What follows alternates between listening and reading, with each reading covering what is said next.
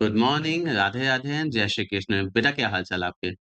I hope so आप सब लोग बहुत ही अच्छे होंगे। आज हम लोग बहुत ही इम्पोर्टेंट चैप्टर करने वाले हैं अपने क्लास 12 बिज़नेस स्टडीज़ के लिए, जो कि एग्ज़ाम में आता भी है और न्यूमेरिकल भी जो आपके आते हैं वो मेनली इसी चैप्टर से आते हैं। इसमें हम लोग न्यूमेरिकल भी कवर करेंगे आज, ठीक है? और बहुत ही अच्छे से कवर करेंगे, ठीक है? यहाँ के लिए हम लोग क्या है ये अपने नोट्स का यूज़ करेंगे जिसमें मैंने सारी चीज़ें बहुत ही अच्छे से कवर की हुई हैं, ठीक है? हम लोग इसको डिस्कस करेंगे। जितने कॉन्सेप्ट्स होते हैं और फिर हम लोग क्या है न्यूमेरिकल में फाइनेंशियल लिवरेज वाला पॉइंट भी एकदम अच्छे से कवर करेंगे। तो आपको कुछ नहीं करना है, आपको बस सुनते चलना है और ये आपका क्या है रिवीजन बहुत ही जल्दी कंप्लीट हो जाएगा। तो सुनिए, सबसे पहले यार फाइनेंशियल मैनेजमेंट होता क्या है? बस सुनते चलो हो जाएगा, कोई दिक्कत की बात नहीं है। Financial management is a process of acquiring firm a, at a minimum cost possible utilising them in the best possible manner ताकि हम शेयर होल्डर वेल्थ को मैक्सिमाइज कर सकें। सबसे पहले क्या है कि भैया पैसा आए, उसको हम सही से मैनेज करें, यूटिलाइज करें ताकि मेरा टारगेट क्या होता है maximising shareholder fund. Maximising shareholder fund ये अपना टारगेट होता है, ठीक है? शेयर होल्डर फंड को मैक्सिमाइज करना। शेयर होल्डर फंड का मतलब क्या होता है? कुछ भी नहीं होता बेटा। हम बोल रहे हैं कि मेरे पास 5 शेयर होल्डर हैं, जिनके पास मेरे शेयर्स हैं और शेयर्स की प्राइस है 100 पर शेयर। तो क्या होता है हम 5 इंटू 100 कर देंगे तो ये में आ गया शेयर होल्डर वेल्थ और कुछ भी नहीं होता है शेयर होल्डर वेल्थ बस इतना होता है। तो बेसिकली कहना मतलब होता है अपने प्राइस पे टारगेट करना है। नंबर तो वैसे ही आ गए, ठीक है? Maximising shareholder wealth. आगे देखो फाइनेंशियल मैनेजमेंट में हम क्या-क्या डिसीजंस लेते हैं। आप ऐसे सोचो ना, आप किसी कंपनी के सीएफओ हो, ठीक है? आप फाइनेंस मैनेज कर रहे हो, तो आप क्या-क्या ध्यान रखोगे? सबसे पहले हम यहाँ पे ध्यान रखेंगे fix capital decision. Fix capital decision का मतलब क्या हो गया? जो बड़ी-बड़ी चीज़ें होती हैं, मशीन हो गया, एसेट हो गया, बिल्डिंग हो गया, प्लांट हो गया, उसके लिए। उसका क्या? साइज़ एंड कंपोज़िशन मतलब कि कितनी बड़ी बिल्डिंग लेनी है, कितना बड़ा मशीन लेना है और उसमें किस-किस तरह का लेना है, कंपोज़िशन उसका क्या होगा। वर्किंग कैपिटल, भैया इसका भी हमें साइज़ एंड कंपोज़िशन देखना होता है। वर्किंग कैपिटल का मतलब क्या होता है? वर्किंग कैपिटल का मतलब होता है कि जो हम रेगुलर यूज़ के लिए अपना वो फंड रिक्वायर्ड होता है धंधे को रेगुलर रन करने के लिए। जैसे रेंटल हो गया, सैलरी का एक्सपेंस हो गया, इलेक्ट्रिसिटी हो गया, ये वाली चीज़ें क्या होती हैं हमारी वर्किंग कैपिटल में आती हैं। फाइनेंसिंग डिसीजन का मतलब क्या है कि भैया देखो फाइनेंसिंग डिसीजन मतलब पैसा आएगा कहाँ से? फाइनेंसिंग डिसीजन का मतलब क्या हो गया? पैसे का सोर्स कहाँ से होगा? अब देखो इस 2 ही सोर्स हो सकता है, या तो खुद का या तो उधार, या तो डेब्ट या तो इक्विटी। भैया या तो हम खुद का पैसा लगाएँगे या तो बाहर से उधार लेंगे, यही ऑप्शन है। अब इसमें भी हमें क्या करना है? लॉन्ग टर्म लेना है कि शॉर्ट टर्म लेना है? मान लो अगर हम लोन लेने जाते हैं, कोई जुगाड़ करते हैं, तो पैसा क्या long term, short term? Equity तो हमेशा लॉन्ग टर्म होता है, तो आप समझिए, क्या होता है हमारा? इक्विटी हमेशा क्या होता है? लॉन्ग टर्म क्योंकि भैया ये तो एक तरह से शादी वाला रिश्ता होता है कि हमारे साथ आप जुड़ गए और जो डेब्ट होता है, हमें यहाँ पे देखना होता है शॉर्ट टर्म है कि लॉन्ग टर्म है, ठीक है? फिर फाइनेंशियल डिसीजन हो गया, आगे और पीएल में जितने अब देखो पैसे आप मैनेज कर रहे हो ना, तो at the end of the day PL का सारा एकदम sales expense distribution, depreciation on machine जहाँ भी पैसे की चीज़ आएगी वो आप देखोगे, ठीक है?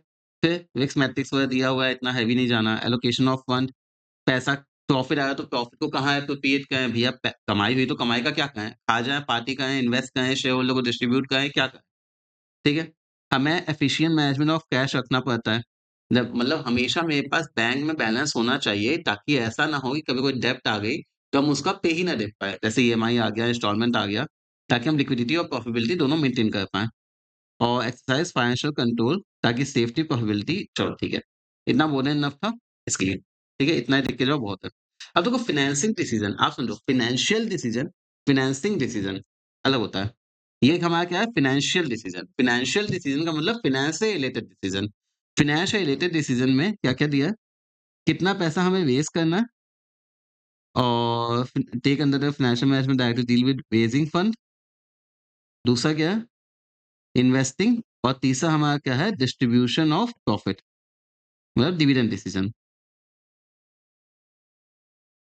मतलब ठीक है, डि डिविडेंड डिसीज़न। तो हमारे 3 डिसीज़न आते हैं। देखो फाइनेंशियल डिसीज़न में 3 आता है, फाइनेंसिंग, इन्वेस्टमेंट और डिविडेंड। फाइनेंसिंग का मतलब क्या हो गया? पैसा आएगा कहाँ से? इन्वेस्टमेंट पैसा लगाएँगे कहाँ पे? और डिविडेंड का मतलब क्या हो गया मेरा बेटा? कि भई पैसे जो प्रॉफिट है उसको क्या करना है? डिविडेंड देना है, नहीं देना है। ठीक है? अब देखो, अब यहाँ पे हम चल रहे हैं, फाइनेंसिंग डिसीज़न हुआ, अब इसी का पहला चीज़, फाइनेंस में मैंने क्या बोला? पैसा आएगा कहाँ से? 2 जगह से आएगा, या तो खुद का पैसा होगा या तो बाहर का पैसा होगा। जो खुद का पैसा होता है उसे क्या बोलते हैं? शेयर होल्डर फंड या ओनर फंड मतलब इक्विटी। और इसको क्या बोलते हैं? बोरोवर्स फंड या डिबेंचर, लोन, अदर। मतलब ये बाहर का, ये उधारी हो गई। ये क्या हो गया? आउटसाइड मनी हो गया और ये तो अपने घर का पैसा हो गया। देखो, इसको करते समय हमें क्या-क्या चीज़ें ध्यान रखना है, एक फाइनेंसिंग डिसीज़न लेते समय। एक फाइनेंसिंग डिसीज़न लेते समय हमें क्या-क्या चीज़ें ध्यान रखनी होती हैं, ठीक है? यहाँ पे देखो, वैसे तो हम वहाँ से कवर कर सकते हैं, लेकिन यहाँ मैंने इसी पॉइंट्स को बहुत ही अच्छे से कवर किया है, ठीक है? तो यहाँ से एक बार देख लेते हैं, लास्ट में वहाँ से भी देख लेंगे। कॉस्ट, देखो क्या होता है, अगर हमें चीप सोर्स ऑफ लेना है, तो वहाँ पे क्या जाते हैं हम नॉर्मली इक्विटी एक्चुअली हम अगर यहाँ से डिफरेंस कवर करते हैं, cash position, interest coverage, flexibility, flotation cost और चौथी अगर हमें ये चाहिए जो फैक्टर्स हम डिटरमाइन कर रहे हैं, हमें सस्ता चाहिए, तो सस्ता क्या होता है? इक्विटी या लोन? दिमाग में पता है क्या आता है? इक्विटी, लेकिन होता है एक्चुअली लोन है। क्यों? देखिए लोन पे जो हम इंटरेस्ट देते हैं, वो मेरा खर्चा माना जाता है, तो उसपे में टैक्स की बचत हो जाती है। समझ रहे हो? जैसे कि मान लो कि मैंने 1000 का इंटरेस्ट दिया और मान लो उसपे 30% टैक्स लगा तो 300 का तो टैक्स बच गया ना। तो ले दे के 100 गया, 1000 गया, 300 बचा भी तो 700 का ही तो खर्चा हुआ ना। तो यहाँ पे क्या होता है? Cheapest source of finance is preferred करते हैं। नॉर्मली क्या होता है? This source of finance which involves a less cost than risk. Risk भी ऑब्वियसली हम कम ही लेना पसंद करेंगे। लेस हम यहाँ पे हाइलाइट कर देते हैं। भैया हमें क्या चाहिए? चीपेस्ट चाहिए, लीस्ट कॉस्ट। दूसरा क्या है? हमें लेस रिस्क चाहिए। किसमें? विथ देखो यहाँ पे क्या होता है ना, अगर हम चीप की बात करें, यहाँ पे लिखते हैं, लिख सकते हैं ना?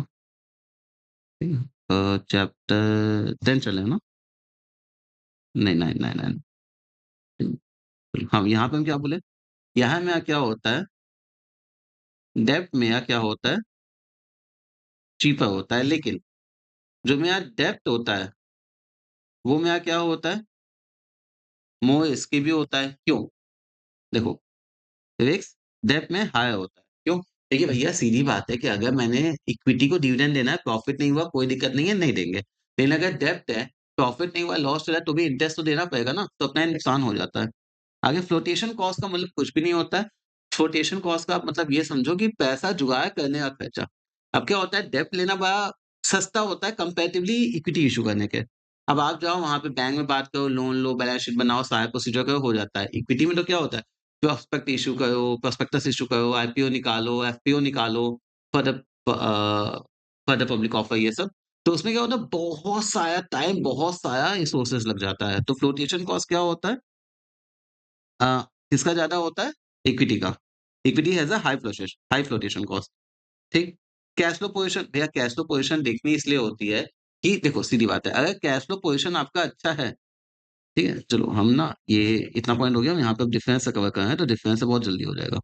देखो सबसे पहले कैश फ्लो पोज़ीशन अगर हमारी गुड है, तभी हम डेब्ट प्रेफ़र करेंगे। कैश फ्लो पोज़ीशन अगर मेरी पुअर है, तो हम इक्विटी प्रेफ़र करेंगे। क्यों? देखिए भैया जब पैसा नकद नहीं है मेरे पास, कैश फ्लो पोज़ीशन का मतलब नकद।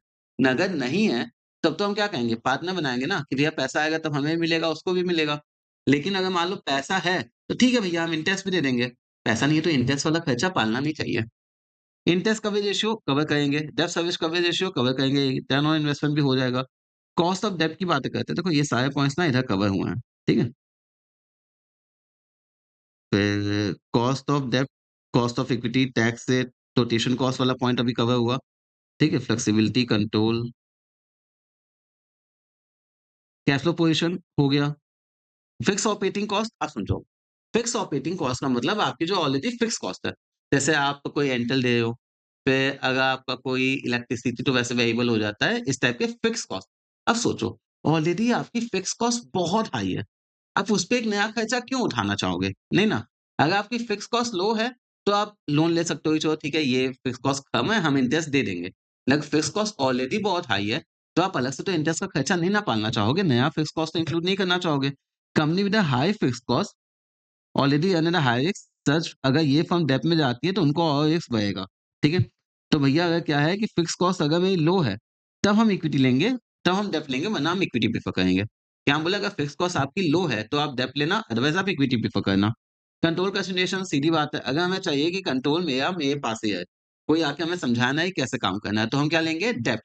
क्योंकि जैसे ही मैंने पार्टनर बना लिया, शादी कर ली इक्विटी वाला हो गया, तो वो हमें ज्ञान देगा ना कि भैया ऐसे नहीं ऐसे करना, तो अगर कंट्रोल चाहिए तो हम डेब्ट लेंगे। फिर share state of capital market, देखो इसको समझो ना, इसको क्या बताते हैं? स्टेट ऑफ कैपिटल मार्केट का मतलब एक बार समझना, ठीक है? आप ऐसे सोचो कि आपका एक शेयर चला है ₹10 का और दूसरे केस में आपका एक शेयर चला है ₹50 का। यहाँ पे अगर आपने 100 शेयर इश्यू किया, तो आप कितना रुपए उठाए? 1000। यहाँ पे आपने 100 किया तो कितना उठा लिया? 5000। ऑब्वियसली आप किस केस में शेयर को इश्यू करना प्रेफ़र करोगे? सेकंड केस में। पहले केस में आप क्या करोगे? शेयर को अगर आप उतने ही शेयर इश्यू करोगे, क्योंकि पैसा तो कम आएगा। तो देखो, यहाँ पे प्राइस कम चल रही है, प्राइस कम चल रही है, इसका मतलब यहाँ पे कौन-सा मार्केट चल रहा है? Bearish market. और यहाँ पे प्राइस ज़्यादा चल रही है, इसका मतलब मार्केट कौन-सा चल रहा है? Bullish market. तो हम क्या प्रेफ़र करते हैं कि भैया जब मैं बेयरिश मार्केट हो, तब हम प्रेफ़र करेंगे डेब्ट, ठीक है? और जब मार्केट बहुत अच्छा चलेगा, तब हम अपना इक्विटी इश्यू करके एक लंबा पैसा उठा लेंगे, ठीक है? एक बार देख लेना, क्या है? When the capital is bullish, तो हम क्या करते हैं, स्टॉक प्राइस बढ़ेगा, तो हम इक्विटी इश्यू करते हैं। लेकिन जब मेरा बेयरिश है या स्लगिश है, तो हम इक्विटी प्रेफ़र नहीं करते हैं। Done. Consideration involve in depth of issue, अगर हमने लोन लिए हैं, तो हम क्या-क्या देखेंगे? हम देखेंगे भैया इंटरेस्ट कितना लगा है, क्योंकि हमें देना ही देना है। फाइनेंशियल रिस्क मेरा धंधे का कितना चल रहा है? To invest is less than the amount of, भाई इसी को ज्ञान दिया है कि भैया यहाँ पे क्योंकि कंपैरेटिवली क्योंकि सस्ता पड़ता है, तो थोड़ा-सा टैक्स का बेनिफिट मिल जाता है। इक्विटी के समय क्या देखना पड़ता है?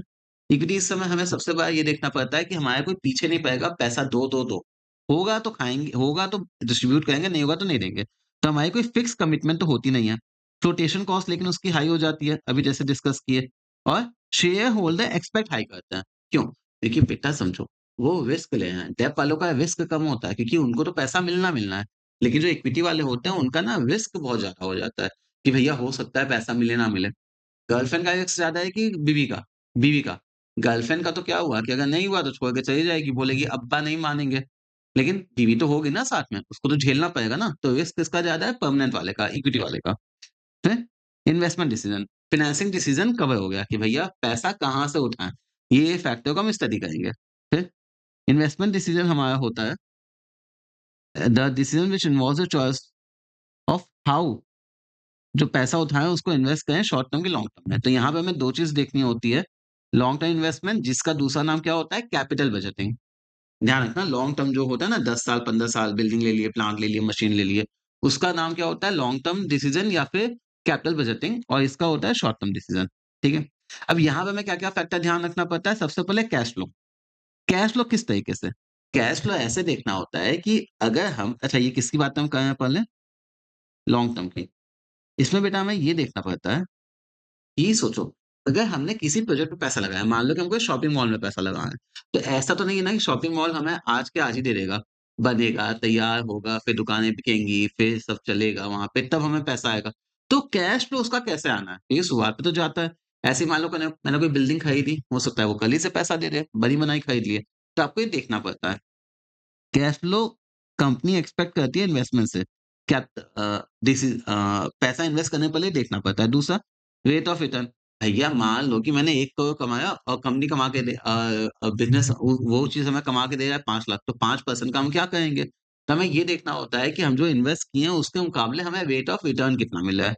एक्सपेक्टेड रेट ऑफ रिटर्न हमें ये भी ध्यान देना ये बस ये है कि ये चीज़ को देख लेना चाहिए, इन्वेस्टमेंट करते समय फैक्टर्स, ठीक है? इन्वेस्टमेंट क्राइटेरिया अब भैया हमें कैसे इन्वेस्टमेंट करना है, हमें ये देखना पड़ता है। रिगार्डिंग कैश फ्लो कैसे करना है, इंटरेस्ट रेट क्या है, रेट ऑफ रिटर्न क्या आएगा, इन्वेस्टमेंट डिसीजन के पहले हमें बहुत सारे इन्वेस्टमेंट प्रपोज़ल कहाँ है, कहीं हम बाइंड तो नहीं हो जाएँगे बहुत टाइम के लिए, हमें इन सब चीज़ों का थोड़ा ध्यान रखना पड़ता है। ये हेडिंग करके जाना बहुत है। अब देखो शॉर्ट टर्म डिसीजन के लिए हमें क्या रखना पड़ता है, पहले तो ये होता है डे टू डे वाला। इसमें क्या-क्या डिसीजन लेना होता है, कैश के लिए, इन्वेंटरी के लिए, रिसीवेबल के लिए। नहीं भैया वो सब तो शॉर्ट टर्म वाले हो गए ना, याद है डेटर्स, इन्वेंटरी ये सब करंट एसेट वाली फील होती है ना? फिर ये इलिक्विडिटी और प्रॉफिटेबिलिटी दोनों को इफ़ेक्ट करता है। Then capital budgeting decision refers to the amount ये सेम कहानी दिया है ना, तो उसके लिए पीछे परेशान मत होना। रिस्क क्या होता है, एशिया एनालिसिस करना होता है। इसको जितना आपने पढ़ा है अभी बहुत है। Yield, return, influence, earning capacity ये वही चीज़ होती है, कोई नई चीज़ नहीं है चलो। ये 2 पॉइंट अपना हो गया। ठीक है, अब देखो डिविडेंड डिसीजन पे आता है। स्पीड में थोड़ा इसलिए चलना है क्योंकि रिवीजन है, ठीक है? बहुत ज़्यादा टाइम नहीं डिवोट करना है इसमें। मतलब डिवोट करना समझते हुए, लेकिन रिवीजन चलेगा। तो जितना बताया उतना ही बार काफ़ी है। डिविडेंड डिसीज़न क्या होता है कि भैया देखो, अब समझो हम यहाँ पे एक नंबर के हिसाब से चलते हैं। आपकी मान लो टोटल इनकम हुई 5,000, आपका इंटरेस्ट का एक्सपेंस था 1,000, बचा कि नहीं, आपका जैसे मान लो बाकी सारे एक्सपेंस थे कितने थे 1,000, फिर कितना हुआ ये 4,000, आपका डेप्रिसिएशन अब कितना हो गया, डेप्रिसिएशन मान लो चला गया 500, बचा कितना 3,500, फिर मैंने दिया इंटरेस्ट, इंटरेस्ट कितना चलेगा मान लो कि 1,500 इंटरेस्ट चला गया, बचा कितना मेरा 2,000 और टैक्स मान लो 30% तो चला गया, 30% कितना हो गया 600, बचा कितना 1,400। देखो तो ये कहानी आपको ध्यान रखनी है क्या, सबसे पहले हमारा होता है टोटल इनकम, बाकी एक्सपेंस गया एक्सेप्ट डेप्रिसिएशन, इंटरेस्ट और टैक्स, मतलब कि डेप्रिसिएशन, इंटरेस्ट और tax, EBDIT, DIT, depreciation, interest, tax के पहले का प्रॉफिट, अर्निंग बिफोर, फिर डेप्रिसिएशन गया, ईबीआईटी बचा, इंटरेस्ट गया, ईबीटी या पीबीटी सॉरी ईबीटी या पीबीटी बचा, टैक्स गया, तो हमारा क्या होता है अर्निंग आफ्टर टैक्स या प्रॉफिट आफ्टर टैक्स। अब आप समझो ये चीज, देखिए मैंने इंटरेस्ट दे दिया, सब दे दिया, तो ये चीज किसको बिलोंग करती है, शेयर होल्डर को। आप समझो ये वाली जो इनकम है, उस पे अभी दोनों का हक है, घर वालों का भी, बाहर वालों का भी, क्योंकि इसी प्रॉफिट में से अभी इंटरेस्ट देना है। लेकिन जैसे मैंने इंटरेस्ट दे दिया, अब ये जो बचा मेरे पास, और इंटरेस्ट दे दिया, गवर्नमेंट का हो गया, टैक्स वैक्स सब निकल गया, अब ये जो बचा और वो तो शेयर होल्डर का बचा ना, ठीक है? अब देखो 1,400 बचा है इनकम शेयर होल्डर के लिए। अब मान लो कि 1,400 हजार करोड़ जो भी आप बोलो ये है, मेरे पास नंबर ऑफ शेयर होल्डर मान लो है 100, क्या बोले, नंबर ऑफ शेयर होल्डर। तो भैया ए- एक बंदे की अर्निंग, अर्निंग पर शेयर, एक शेयर के पीछे अर्निंग कितनी बन गई, 14 रुपए। तो बेटा ये क्या हो जाता है, ईपीएस में होता है profit after tax by number of shares, ठीक है? ये हमारी आ जाती है ईपीएस। अब इसको समझो, इसका हो जाता है दो हिस्सा, क्या हम बोले, अब इसी 14 रुपए का हमें दो हिस्सा करना होता है, क्या? हर एक बंदे के पीछे 1,400 तो है। अब भैया इस, अब इस 14 रुपए बोलो या फिर 1,400 का बोलो, ठीक है? इसका 2 हिस्सा करना है कि कितना हम धंधे में रिटेन करेंगे और कितना हम डिस्ट्रीब्यूट कर देंगे पार्टनर्स को। क्योंकि भैया आप समझो, तब से वो तुम्हारे साथ लगे हुए हैं, कमाई हुई तो वो भी तो एक्सपेक्ट करते हैं ना कि हमें कुछ पैसा मिले, ठीक है? इंटरेस्ट वालों को तो, लोन वालों को तो मिल गया, शेयर होल्डर भी तो कुछ उम्मीद करते हैं, तो उनको हम क्या देते हैं, डिविडेंड, तो इसी में देते हैं। ये सब कट-पिट करने के बाद यहाँ पे क्या हो गया, ईबीडीआईटी आया, डेप्रिसिएशन गया तो ईबीटी बचा, फिर टैक्स गया, मेरे पास पीवी, फिर पीएटी आ गया, ठीक है? अच्छा इंटरेस्ट तो हम किए नहीं, ईबीआईटी आया मतलब अर्निंग बिफोर इंटरेस्ट और टैक्स, इंटरेस्ट गया, ये बचा, टैक्स गया, पीएटी बचा, ठीक? अब देखो, डिविडेंड डिसीजन के लिए हमें क्या-क्या देखना है? डिविडेंड डिसीजन के लिए देखो यार बहुत ही सीधी बात होती है। डिविडेंड डिसीजन के लिए हमें ये देखना होता है कि आप खुद कंपनी हो, आप डिविडेंड दे रहे हो, क्या-क्या सोचोगे? आप सबसे पहले देखोगे कि मेरी सब, देखो मेरी कमाई होगी तब तो हम देंगे, कॉमन सेंस है ना, कमाई नहीं हुई है तो हम डिविडेंड देंगे कहाँ से? तो हमें देखना पड़ता है कमाई कितनी हुई है, चलो ठीक है, ये पहला हो गया। दूसरा, ज़्यादा कमाएँगे ज़्यादा देंगे, ठीक है? अब देखो अगर हमारा ये अर्निंग हाई है, तो हम डिविडेंड भी हाई देंगे। अब देखो यहाँ पे एक चीज़, स्टेबिलिटी का मतलब क्या होता है ना, अगर हम सोचो, आप सोचो कंपनी अगर 6 साल से डिविडेंड देते आई है, किसी बार अगर उसको ये लगा कि नहीं इस बार नहीं हो पा रहा है और डिविडेंड नहीं दी, तुरंत मार्केट में हो जाएगा, अरे यार ये कंपनी तो बर्बाद होने वाली है, प्रॉफिट नहीं रही, ये है, वो है, दुनिया भर का। तो हमें क्या करना होता है, अगर कंपनी चाहती है कि स्टेबिलिटी, वो डिविडेंड मेंटेन करना चाहती है, कि भैया हर साल हम दे रहे हैं, तो कई बार ऐसा होता है वो अपना रिज़र्व यूज़ कर लेती है कि पहले से प्रॉफिट रखा हुआ है ना, तो वहाँ का पैसा हम यूज़ कर लेते हैं ताकि मार्केट में अपना नाम-वाम ना खराब हो, कोई दिक्कत ना हो, ठीक है? तो यहाँ पे क्या बोलता है, अगर हम स्टेबिलिटी को इम्पोर्टेंस देते हैं, तो भैया हम डिविडेंड देंगे देंगे, ठीक है? अच्छा स्टेबिलिटी ऑफ अर्निंग, ये वाला पॉइंट हम ये एक्सप्लेन कर दिए। स्टेबिलिटी ऑफ अर्निंग का मतलब ये है कि भैया देखो, पहला हुआ अमाउंट ऑफ अर्निंग, हम बहुत पैसा कमाएँ, ठीक है? ये कभी मेला लगा, पार्टी हुई तो बहुत पैसा कमा लिए, बात ये है। भैया ये भी तो देखना है कि इस साल इनकम हुई है, अगले साल इनकम होने के चांसेस हैं कि नहीं? अगर हमें लगा नहीं इस साल भी इनकम है, अगले साल भी होगी, उसके बाद भी होगी, कोई दिक्कत की बात नहीं है। अगर हमें लगा कि हर साल मेरी इनकम होनी ही होनी है, तब हम डिविडेंड आराम से दे सकते हैं, क्योंकि स्टेबिलिटी में ये अर्निंग की है, हम ऐसा नहीं है हमें आगे ज़्यादा दिक्कत होने वाली है, तो हम अभी डिविडेंड दे देंगे। लेकिन हमें लगता है कि नहीं भैया इस बार तो मेरी जो इनकम हो गई होगी, आगे का पता नहीं, तो हम पैसा सेव करेंगे ना, हम तुरंत डिस्ट्रीब्यूट नहीं करेंगे। ठीक है?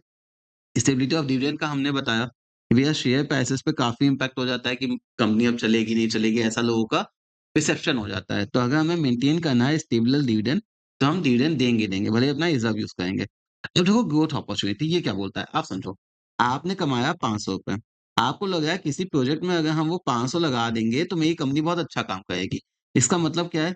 अगर आपको लग रहा है कि भैया मेरी ग्रोथ पॉसिबल है, तो हम डिविडेंड नहीं देंगे। देखिए वो पैसा हम क्या करेंगे, धंधे में रखेंगे और प्रोजेक्ट में लगा के धंधा को आगे आगे ले जाएँगे। लेकिन अगर लग रहा है कि नहीं यार अब आगे कोई ग्रोथ ही नहीं बची है, जितना होना था हो गया, तो प्रॉफिट का क्या करोगे? अचार डालोगे।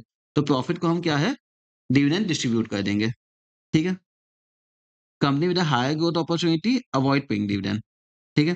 कैश फ्लो पोज़ीशन, देखो कई बार ऐसा होता है कि मेरे पास प्रॉफिट तो हुआ, लेकिन मेरे पास अभी कैश नहीं अवेलेबल है। देखो डिविडेंड ना हमें कैश में नहीं आता है। इवैल्यूएशन प्रॉफिट की तरह ये नहीं है कि भैया बस एक जर्नल एंट्री हो गई, आपका प्रॉफिट आ गया। ये जो है आपका एक्चुअल हमें पेमेंट करना होता है, तो देखना भी तो पड़ता है कैश फ्लो पोज़ीशन है कि नहीं। सीधी बात है, अगर मेरी कैश फ्लो पोज़ीशन गुड है, तो हम डिविडेंड दे देंगे। अगर कैश फ्लो पोज़ीशन अच्छी नहीं है, तो डिविडेंड कहाँ से देंगे? नहीं देंगे। फिर शेयर होल्डर प्रेफ़रेंस, भैया शेयर होल्डर प्रेफ़रेंस सीधी बात है कि शेयर होल्डर क्या चाहते हैं। वो एजीएम वगैरह होता है ना, एजीएम एनुअल जनरल मीटिंग वगैरह, एनुअल जनरल मीटिंग, तो वहाँ पे बात ये होती है कि शेयर होल्डर क्या चाहते हैं कि हम डिविडेंड दे कि ना दें। अगर शेयर होल्डर चाहते हैं कि भैया हम डिविडेंड दे दें, तो हम उनका भी ध्यान रखते हैं, डिविडेंड डिक्लेयर कर देते हैं। अगर वो बोलते हैं कि नहीं यार डिविडेंड की बात नहीं है, आप लोग कंपनी को ग्रो करो, तो हम डिविडेंड नहीं देंगे। टैक्सेशन पॉलिसी, अब देखो कई बार ऐसा होता है, एक होता था डबल डिस्ट्रीब्यूशन टैक्स कि हम पहले कंपनी कमाई उस पे टैक्स देते थे। डिविडेंड जो हम पे करें उस पे अलग से कंपनी टैक्स देती थी, टीडीएस काट के। तो वहाँ पे तो दिक्कत हो गया ना, आप एक ही इनकम पे 2-2 बार टैक्स दे रहे हो। तो अगर हमें लगता है कि टैक्स ऑन डिविडेंड बहुत हाई है, तो हम डिविडेंड देंगे नहीं। हम अपने शेयर होल्डर के लिए कमाए और कंपनी जो कमाए उस पे टैक्स दे दी है। हम अपने शेयर होल्डर के लिए कमाए, अब गवर्नमेंट बोली है तुम उस पे भी टैक्स दो। हम देंगे, हम डिविडेंड अच्छा कब देंगे? डिविडेंड डिस्ट्रीब्यूट करेंगे तब देंगे। लो हम डिविडेंड डिस्ट्रीब्यूट ही नहीं करेंगे। तुम इतना टैक्स ही खा जाओगे, बेचारे हमारे शेयर होल्डर को कुछ मिला ही नहीं। इसलिए बहुत है तो हम दे देंगे, कम है तो भैया दे देंगे, हमें दिक्कत की बात नहीं है। स्टॉक मार्केट रिएक्शन, अब देखो यहाँ पे क्या होता है ना, यहाँ ये बात होती है, कुछ तो लोग कहेंगे, लोगों का काम है कहना, ठीक है? आपने क्या किया कि अगर आप डिविडेंड नहीं दे रहे हो, तो पता है ये लोग क्या बोलेंगे? लोग बोलेंगे कि अरे यार कंपनी में प्रॉफिट ही नहीं है, डिविडेंड ही नहीं देती है, उसके पास पैसा ही नहीं है। आप डिविडेंड अगर देना स्टार्ट कर दिए तो लोग पता है लोग क्या बोलेंगे? कि भैया अब कंपनी में ग्रोथ ही नहीं है। देखो पहले डिविडेंड नहीं देती थी, पहले क्या था कि सारा पैसा रख के कंपनी ग्रो करी थी। अब बात दे रही है इसका मतलब क्या है? अब उसके पास ग्रोथ नहीं है। तो हमें ये बहुत ध्यान देना पड़ता है कि जो मेरा डिसीज़न है डिविडेंड का, उसका मार्केट में क्या इम्पैक्ट पड़ता है। अगर उसका बैड इम्पैक्ट पड़ रहा है, तो हम डिविडेंड नहीं देंगे। अगर उसका इम्पैक्ट है कि गुड है, नहीं, नहीं यार कंपनी तो बहुत अच्छा परफ़ॉर्म कर रही है, तब हम डिविडेंड दे देंगे। तो हमें स्टॉक मार्केट का रिएक्शन भी देखना पड़ता है। Access to capital market, access to capital market का मतलब क्या होता है? क्या हम मार्केट से पैसा उठा सकते हैं? आराम से बस इसको समझो। एक्सेस टू कैपिटल मार्केट का मतलब ये हुआ समय आने पे कि हम मार्केट से पैसा उठा सकते हैं। अगर हमें लग रहा है कि आज हम पैसा जब होगा हम कॉल करेंगे और मतलब कॉल किया मतलब हम मार्केट से जब चाहेंगे पैसा उठा लेंगे, तो हम डिविडेंड बाँट देंगे। तो हम क्या बोलेंगे कि अच्छा ठीक है डिविडेंड हम डिस्ट्रीब्यूट कर देते हैं। उससे क्या होगा कि ये एक सेकंड डिविडेंड डिस्ट्रीब्यूट कर देंगे, उससे शेयर होल्डर भी खुश होंगे। आगे अगर हमें कभी पैसे की ज़रूरत लगी आगे हमें अगर कभी भी पैसे की ज़रूरत लगती है, तो हम सीधा मार्केट से पिक कर लेंगे। लेकिन अगर हमें लगता है द कंपनी कैन कि क्या है कि भैया हमें ईज़ी एक्सेस है, तो हम लेस रिटेन अर्निंग करेंगे और डिविडेंड हाई दे देंगे। लेकिन अगर हमें लगता है कंपनी आराम से अगर कंपनी आराम से पैसा नहीं उठा सकती है मार्केट से, तो कंपनी क्या बोलेगी नहीं भैया जो कमा लिए उसको एक बार रखे रहने दो, कभी पता नहीं कंपनी में क्या कम आ जाए, डिविडेंड अभी नहीं देना। ठीक? आगे। लीगल कांस्टेंट मान लो कोई लीगल कानून है कि भैया आपने कोई बैंक से लोन लिया था, उस पे रिस्ट्रिक्शन है, कुछ आपने स्टार्टअप किया कि नहीं 3 साल तक डिविडेंड नहीं देना है।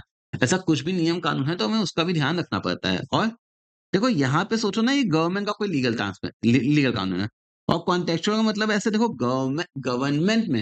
गवर्नमेंट ने तो मना नहीं किया कि आप डिविडेंड दो ना हो दो। लेकिन हम किसी बैंक से 100 करोड़ का लोन लेके बैठे हैं। तो हो सकता है कि लोन देते समय उन्होंने कंडीशन डाल दी कि 3 साल तक अगर आप प्रॉपर्ली इंटरेस्ट दे दोगे, तभी आप जाके डिविडेंड बाँट सकते हो। वरना आप पहले डिविडेंड बाँट दोगे तो हो सकता है अगले साल प्रॉफिट ही ना हो, अगले साल हमारा इंटरेस्ट ही ना मिले। तो बड़े लोन वाले ऐसे कॉन्ट्रैक्ट डाल सकते हैं। ठीक है? लोन प्रोवाइडिंग बॉडीज़ ऐसा एक कॉन्टैक्ट कर सकती हैं। क्लियर हुआ कि भैया हमें डिविडेंड के समय क्या-क्या चीज़ का ध्यान देना है। अब फाइनेंशियल प्लानिंग देखो ये तो क्या है ना, ये थोड़ा थ्योरेटिकल वाला पॉइंट है और ये बस बेटा परेशान मत हो, चैप्टर अपनी आखिरी साँस से लेगा, ठीक है? बस 15-20 मिनट हमें दीजिए, आपका चैप्टर कंप्लीट हो जाएगा। फाइनेंशियल प्लानिंग क्या बोलती है? एस्टिमेटिंग देखो फाइनेंशियल प्लानिंग का बेसिकली मतलब ये होता है ना, कितना पैसा चाहिए, कब चाहिए? जब हमें पैसा जितना चाहिए उतना अवेलेबल है, फालतू पैसा हमें पिक नहीं करना। Estimating the fund required and specify the source is called financial planning. Basically involves financial blueprint बनाता है। Financial planning process of estimating required by fund for various need. अब देखो इसका ना मेन ये आपका ऑब्जेक्टिव आएगा एग्जाम में। क्या? ये ऑब्जेक्टिव क्या होगा कि ensure availability of the fund when required कि भैया जब हमें जरूरत पड़े तो उस समय मेरे पास जितना जरूरत पड़े उतना पैसा अवेलेबल हो। देखो आप समझो, फाइनेंस करने की कॉस्ट आती है, या तो वो होती है मेरी कॉस्ट ऑफ डेब्ट के डी या के ई। तो अगर हम कोई भी पैसा फालतू उठा के बैठे हैं तो उसकी कॉस्ट तो लगी रही है। तो हमें दो चीज चाहिए, समय पे पैसा अवेलेबल रहे और फालतू का पैसा मत उठाओ, वरना इंटरेस्ट या डिविडेंड कौन देगा। दूसरा क्या है, fund waste are not in excess और नीडलेस, लेकिन नहीं यार जबरदस्ती का लोन ले लिए और कुछ कमाई टमाई है नहीं और लोन लेके इंटरेस्ट भर जाए, ऐसा नहीं करना। फिर importance of financial planning, financial planning की इंपॉर्टेंस क्या होती है? इट हेल्प्स इन फोरकास्टिंग, भैया यहाँ से हम क्या करते हैं, करेक्ट असेसमेंट कर सकते हैं। फाइनेंशियली प्लान करा है ना, आगे चल के मेरी कितनी इनकम हो सकती है, आगे चल के मेरे एक्सपेंसेस कितने हैं, बजट बना सकते हैं। Future financial situation through proper forecasting, जिससे मेरा धंधा प्रॉपर चलता है। आगे चल के हमें लगता है यार मार्केट नहीं चलेगा तो पहले से पैसा सिक्योर करके रख लो, इस टाइप से। Has in preparation of business shock, मतलब हमें लगता है कि नहीं यार आगे ऐसा हो रहा है ना कि कुछ पॉलिसी चेंज हो रही है, कोई यहाँ पे वॉर का सीन बन रहा है, तो आगे झटका आ सकता है। तो हम क्या करते हैं, अगर ऐसा हमें थोड़ा-सा भी लगता है कि झटका-वटका आ सकता है, तो हम पहले से उसके लिए प्रिपेयर हो जाते हैं। प्लान कर लिए ना कि अच्छा ठीक है, नहीं ये हो जाता है, तो हम एक शॉक के लिए प्रिपेयर हो गए। ठीक है? Keep the firm well prepared for business shock. It has in coordination with various business functions, planning ही तो है। भैया marketing, purchase, production can be properly coordinated, तीनों में पैसा चाहिए ना, परचेज़ में चाहिए, प्रोडक्शन में चाहिए, मार्केटिंग में चाहिए, किसको कितना पैसा चाहिए, कहीं फालतू तो नहीं लग रहा, तो फाइनेंशियल प्लानिंग से हम ये भी अच्छे से कोऑर्डिनेट कर सकते हैं। ऑप्टिमम यूटिलाइजेशन ऑफ रिसोर्सेज़, इससे क्या होगा? भैया मेरा वेस्टेज नहीं होगा, डुप्लीकेशन नहीं होगा, अगर हम सही से फाइनेंशियली प्लान करके चल रहे हैं तो। Effort becomes possible through financial planning, increase efficiency of operation, wastage ये सब नहीं होता मेरा। और financial planning like a bridge between today and tomorrow, present and future, the financial requirement present investment decision fulfil our financial decision. भैया हमें इतना पैसा आगे चल के लगाना है तो हमारी इतनी इनकम होगी, उसके लिए आज हमें इतना पैसा चाहिए तो इसको यहाँ से उठाएँगे। तो हम क्या किए, अपने प्रेजेंट को फ्यूचर के साथ कनेक्ट कर लिए कि भैया इतना पैसा उठाएँगे तो कभी जाके लगा के इतना कमाएँगे। ठीक? Has an evaluation of actual performance, हमने प्लान किया था, भैया इतना लगाएँगे, इतना कमाएँगे। प्लान ही नहीं करते तो आप चेक कैसे करोगे? इवैल्यूएशन का मतलब क्या हो गया? चेक करना। प्लान नहीं करेंगे तो चेक कैसे करेंगे? तो objective of the financial to clearly set through financial planning, easy to proper evaluate actual performance कि भैया मैं जो प्लान किया था वैसा मेरा एक्चुअल परफॉर्मेंस हुआ कि नहीं, ठीक है? फिर देखो कैपिटल स्ट्रक्चर में बड़ी सिंपल बात होती है, कैपिटल स्ट्रक्चर में देखो ये दोनों जो पॉइंट है ना, अ, ये वाला और ये वाला, ये अभी हम लोग डिस्कस करेंगे। इसके पहले हम लोग ये जितने भी चैप्टर के पॉइंट्स हैं ना, वो एक बार निपटा देंगे। उसके बाद क्या होता है, ये दोनों फॉर्मूले डिस्कस कर देंगे, इंटरेस्ट कवरेज रेशियो और डीएससीआर, और उसके बाद न्यूमेरिकल देख लेंगे, ठीक है? तो ये देखो हम लोग कवर कर लिए, ये कुछ नहीं, कैपिटल स्ट्रक्चर मतलब क्या है, डेब्ट लेना है कि इक्विटी लेना है, ठीक है? यहाँ पे जो हम लोग ने कवर किया था ना कि फाइनेंसिंग डिसीजन के समय में क्या-क्या ध्यान देना, उसी का एक्सटेंडेड वर्ज़न है, ठीक है? अब देखो यहाँ पे आप देखोगे, लगभग आपको ये 14 पॉइंट्स दिखेंगे, यही लगभग 14 पॉइंट्स यहाँ पे कवर है, ठीक है? Risk consideration, regulatory, control consideration, capital structure of other companies. तो यहाँ पे डिफरेंस है देखना है। अब देखो, पहला दोनों पॉइंट एक बार छोड़ देता हूँ। कैश फ्लो पोज़ीशन हो गया। रिटर्न ऑन इन्वेस्टमेंट, सीधी बात है कि if the return on investment में ही हाई है, तो हम डेब्ट लेंगे, क्यों? अगर हमें लगता है कि भैया अगर हम लोन लेंगे 10% पे हम कमा लेंगे 25%, 40%, तो क्या दिक्कत है? कि भैया लोन ले लेंगे 10 पे और लंबा कमा लेंगे। लगता है कमाएँगे 6% 7%, तो भैया लोन ही ज़्यादा महँगा हो जाएगा। अगर मान लो कमाई का परसेंटेज ही कम है, रिटर्न ऑन इन्वेस्टमेंट कम है, तो हम लोन क्यों लेंगे? कम से कम जो मिले वो तो अपना हो, तो हम इक्विटी प्रेफ़र करेंगे। तो यहाँ पे क्या हो गया? अगर हमें लगता है रिटर्न में ही हाई है तो डेब्ट प्रेफर करेंगे, लगता है रिटर्न लो है तो हम इक्विटी प्रेफर करेंगे। कॉस्ट ऑफ डेब्ट अगर लो है तो भैया अगर हमें कॉस्ट ऑफ डेब्ट मेरी लो होती है इसलिए हम डेब्ट प्रेफर करते हैं। कॉस्ट ऑफ डेब्ट अगर मेरी हाई होती है तो हम इक्विटी प्रेफर करते हैं। कॉस्ट ऑफ डेब्ट का मतलब और कुछ नहीं है, कॉस्ट ऑफ डेब्ट का मतलब क्या है? Interest charges. मान लो कोई बैंक हमें 2, 5, 6, 8% पे दे रहा है तो ले लेंगे। बैंक दे रहा है 40% पे लोन, तो कौन लेगा? तब इक्विटी ले लेंगे। हैं? कॉस्ट ऑफ इक्विटी, कंपनी में यूज़ डेब्ट। देखो अब यहाँ पे क्या होता है ना, हम डेब्ट को ऐसा नहीं कि भैया 100% हम अपना डेब्ट ही लगा लेंगे। एक सर्टेन लेवल के बाद अगर डेब्ट आता है तो वो क्या होता है, बहुत रिस्की हो जाता है। ठीक है? क्योंकि आप सोचो, अगर कोई कंपनी है, आप इसको समझना, कोई कंपनी ने 50 लाख लगाया, ऑलरेडी उसमें से 35 लाख डेब्ट का है। अब मान लो अगर कोई भी न्यू बैंक आएगा, वो हमें देगा ना, वो देखेगा अरे बाबा इसमें तो ऑलरेडी डेब्ट चल रहा है, तब हम तुम्हें इंटरेस्ट देंगे बहुत हाई रेट पे। Company may use debt up to a certain limit so that shareholder do not expect high return on equity। अब ये भी होता है, अगर कंपनी में मान लो कि बहुत ज़्यादा डेब्ट आ गया, तो कंपनी क्या हो जाती है? रिस्की हो जाती है। अगर कंपनी रिस्की हो जाती है, तो जो मालिक होंगे, ठीक है? जो ओनर होंगे, वो तो सोचेंगे ना हमें ज़्यादा मिले। आप सोचो, आप अगर क्या है किसी ऐसी कंपनी में इन्वेस्ट किए जहाँ पे रिस्क बहुत ज़्यादा है, आप क्यों करोगे? उसका साथ क्यों दोगे? कि भैया अगर चल गई तो बहुत ज़्यादा कमाई होगी। बहुत ज़्यादा रिस्क है, तो आप थोड़े बहुत के लिए तो इतना रिस्क लोगे नहीं ना। तो कंपनी में यूज़ डेब्ट up to a certain limit so that share holder do not expect high rate of return. ठीक है? Share holder expect high rate when the company use डेब्ट beyond the point due to increase in the financial the cost of equity rises. वही वाली चीज़ है। Tax rate, भैया tax अगर high है तो हम डेब्ट लेंगे, क्यों?